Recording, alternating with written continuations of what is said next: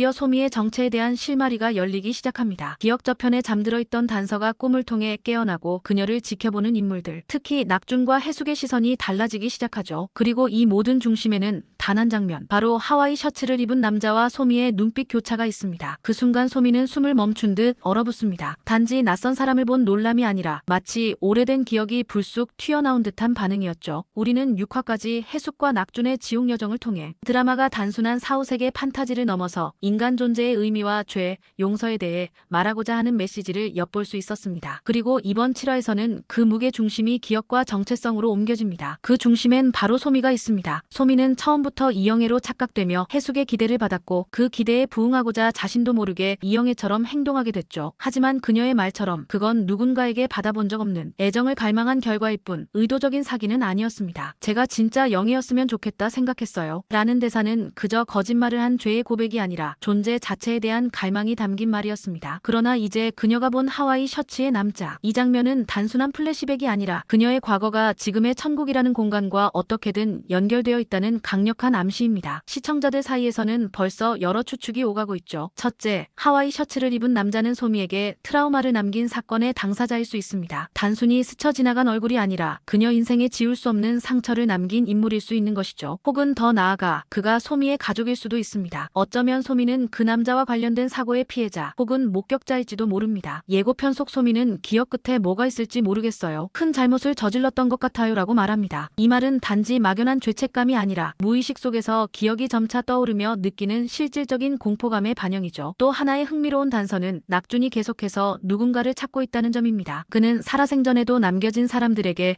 전하고 싶은 메시지를 전하려는 인물이었고 그 사명을 사후세계에서도 이어가고 있죠. 그런데 어쩐지 낙준은 소미에게 묘한 친밀감을 느끼는 듯한 모습입니다. 이건 단지 천국에서의 우연한 인연이 아니라 과거의 교차점에서 그들이 이미 엮여 있었을 가능성을 시사합니다. 이쯤 되면 이런 추론이 가능해집니다. 소미와 낙준은 어떤 사건을 통해 한 번은 스쳐갔던 인연일지도 모릅니다. 혹은 소미가 살아생전 낙준이 전하지 못했던 이야기의 당사자일 가능성도 있죠. 이 드라마가 수없이 강조해온 전해지지 못한 이야기라는 키워드를 생각하면 둘의 연결고리는 분명 존재합니다. 그리고 중요한 단서 하나 더. 소미는 천국지원센터에서 난동을 부려도 아무런 제재를 받지 않았습니다. 이건 두 가지 중 하나를 뜻합니다. 첫째, 소미는 이미 천국에 들어올 자격을 갖춘 존재라는 것. 둘째, 아직 완전히 죽은 존재가 아니라는 것. 후자의 가능성이 더 크다고 보는 이유는 그녀가 기억을 온전히 회복하지 못했다는 점과 센터장의 대응이 테스트하듯 관찰하는 태도였다는 데 있습니다. 센터장은 마치 소미가 어떤 선택을 할지 그걸 확인하기 위해 기다리고 있는 듯한 모습입니다. 그녀가 자신의 과거를 마주하며 어떤 선택을 하느냐가 이 이야기의 중요한 갈림길이라는 것이죠. 그리고 이건 해숙의 이야기와도 정확히 맞닿아 있습니다. 해숙 역시 자신의 과거를 돌아보며 죄책감, 후회, 그리고 용서를 받아들이는 과정을 겪고 있습니다. 그런 해숙이 소미를 받아들인 것도 자신이 젊은 시절에 저질렀던 상처를 누군가에게 그대로 되물림하지 않겠다는 일종의 속죄의 형태일 수 있습니다. 여기서 또 한 번 짚어볼 인물은